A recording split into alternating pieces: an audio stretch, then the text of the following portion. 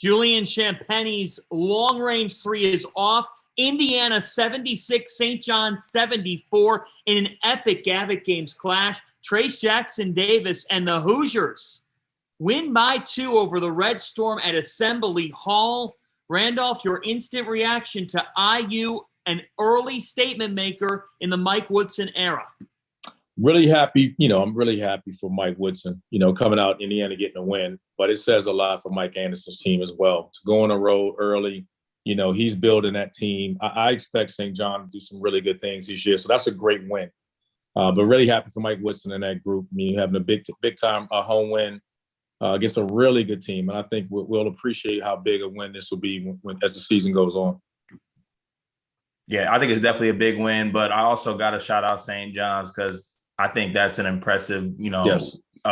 Competition or competitive game for them, because not only are they going into a hostile environment in Indiana, but in the first half, they had every reason to, just let this game get out of hand. It was about 12 points. They have a player ejected. They're not playing too well. They're having silly turnovers in the backcourt. The body language was really bad for a couple players. And, the game could have got out of hand very quickly, but obviously there was a gut check or something that happened in that locker room at halftime. And they came out and they made it a game and played really, really hard. So, like Randolph said, this is going to be a really good, team for Mike Anderson and them. I'm going to tell you what I noticed tonight on the offensive end of the floor for Indiana. They did a good job of attacking a St. John's front court that still is unproven. St. John's brings in a couple of transfers. Joel Soriano coming in from Fordham. Aaron Wheeler, who Indiana's familiar with, coming over from Purdue.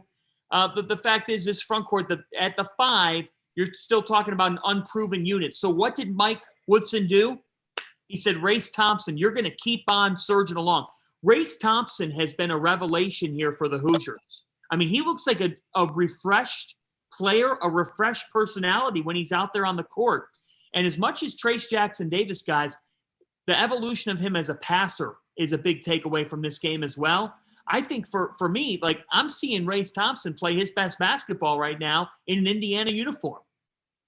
Yeah, and he's making me eat my words personally too, because I thought in order for Trace Jackson Davis to have a really, really big year, I thought he was going to have to be more by himself. I thought Race Thompson was hindering him a little bit just with Race Thompson's play style. Nothing like Race Thompson really does, but I think his play style wasn't really cohesive to me to Trace Jackson Davis's play style. But obviously these first 3 games, they're making it work. He's averaging a double-double. He's doing all the little things. And, he comes up in this game, he makes the big shot to put him up 3 points and, kind of seal the deal. So he's playing extremely well. You got to give him credit. And, they're all playing well. So here's the one thing here. If you look at St. John's, their non-conference schedule is not strong beyond one game. One game. December 3rd at UBS Arena on Long Island. They're going to host Kansas. And that's almost a non-conference game. We're here. The facts are the facts. You're going to be the underdog in that game, and you're going to have a lot of pressure on yourself now to win that game. I mean, I got to run you through this right now of why this is a loss that it stings for the Red Storm. As much as I think that this team showed us a lot tonight, they could have gone away. I still got to share this with you guys here. After tonight, Fairleigh Dickinson, St. Francis Brooklyn, NJIT, and the Kansas game, Fordham, Monmouth, Colgate, all these games are at home, Pittsburgh, that's it. Yeah. You got to think of it this way. A lot of programs will do that. He's getting in a guy like Soriano coming in there that he needs to stabilize the interior. You need to give him time, and you need to give these kids like Soriano time to adjust to what you're trying to do. So when you throw them out there against players like Trace Jackson Davis, you can't continuously do that. And then you said Kansas coming in with McCormick, so you got to give them games to get some confidence building and let your team kind of, let things fall into place. A lot of teams are doing it. Not everyone can schedule, high major programs all year round. They'll get tested in the Big East, we know, right? So you don't want to, having Indiana and having Kansas outside the Big East, that's enough right now for a team that I think Mike is still trying, and Mike Anderson's still trying to, to change the culture there, right? He's still trying to say, hey, he wants to, send out, a message to everyone in the area in New York. Hey, St. John's is a place, all these players, leaving New York and they're going other places to say, hey, St. John's is a place, we're back.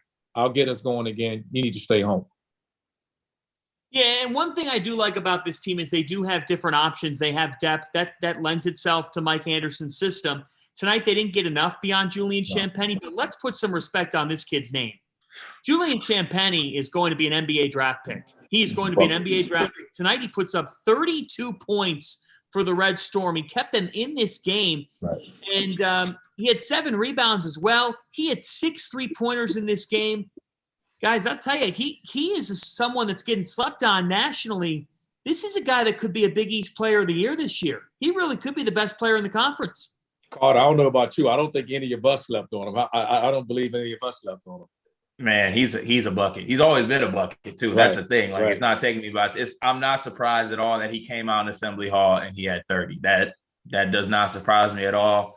I mean, he's a certified bucket. He's always going to be able to fill it up. They're going to stay in games. They're never out of games with him on the court because not only can he fill it up, he can fill it up quick and in a hurry. So, you know what else? He's going to be good. And you know what else? They could stay in games no matter what the deficit is. Because they defend. Yep. If they're down by 17 in a game and you say it's over, not necessarily. Tonight, I think they were down 13 at one point, 12 or 13 points. Well, because they defend that way, like, let's think about it. Put it this way. How many games this year where they play where he's not the best scorer on the floor? I'm not saying they're the best team, but how many games will they play this year where he's not the best scorer on the floor? Not many. I mean, they're three games in right now, and he's been the best scorer 3 games out of 3. So, right. I think having said that, that's why I mean they're always going to have a chance, and I think that's why they're going to be so dangerous because he's so explosive. Like tonight, if Montrezl Mathis plays, who knows how this game finishes? He got off to a good start. If he doesn't get ejected, get the flagrant 2 and get thrown out of the game, this could be a totally different game. We could be sitting here celebrating, saying they're off to a great start. They're still undefeated. We wouldn't know how this would end. All right, let's go back to Indiana. Anything schematically, Randolph, that you notice that Mike Woodson's doing that stands out to you, particularly with his system here? I think he's feeding Trace Jackson Davis and just putting the ball in his hands. I think he's seen early. We're seeing him snatch it, push it, pass it better than I've ever seen him do it. So I think he's giving him full autonomy and saying, hey, I'll slow things down and run this offense through you, but you got to make sure you make the right play. And that isn't always forcing shots. And I think he's done a really good job with that. He's not coming down trying to prove to say, hey, this is the next step for me, for to be an NBA player.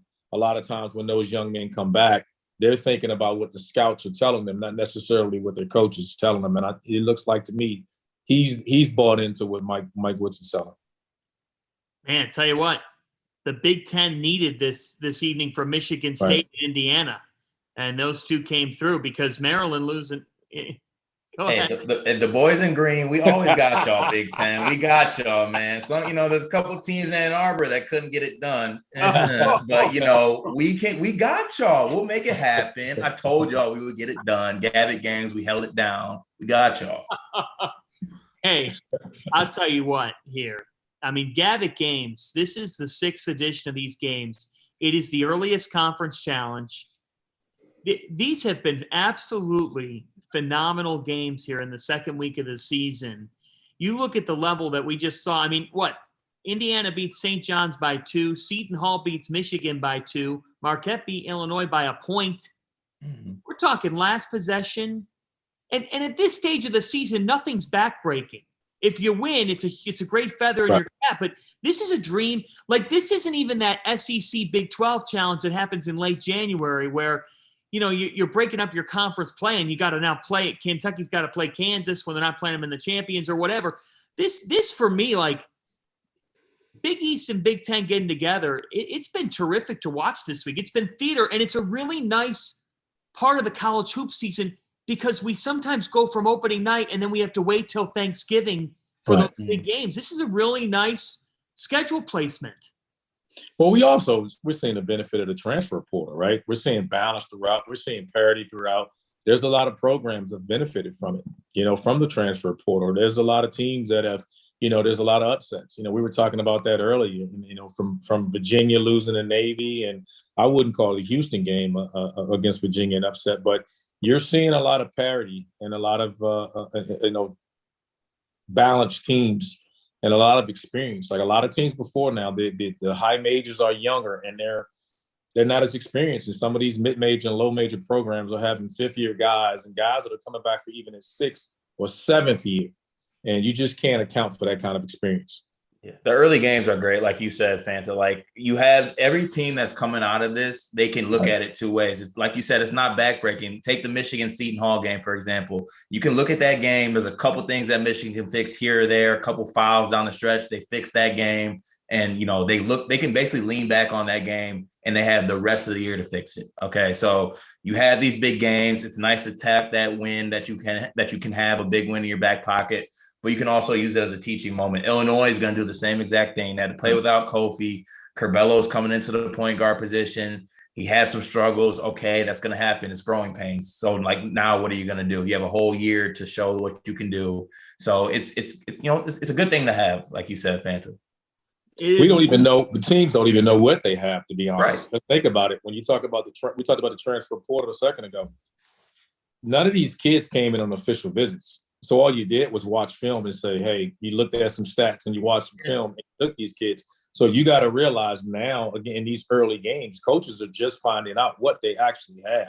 They're learning as we're watching. They're learning what they actually have on their team. So it'll be interesting to see the adjustments, as we move forward here in the next, before teams get into conference play.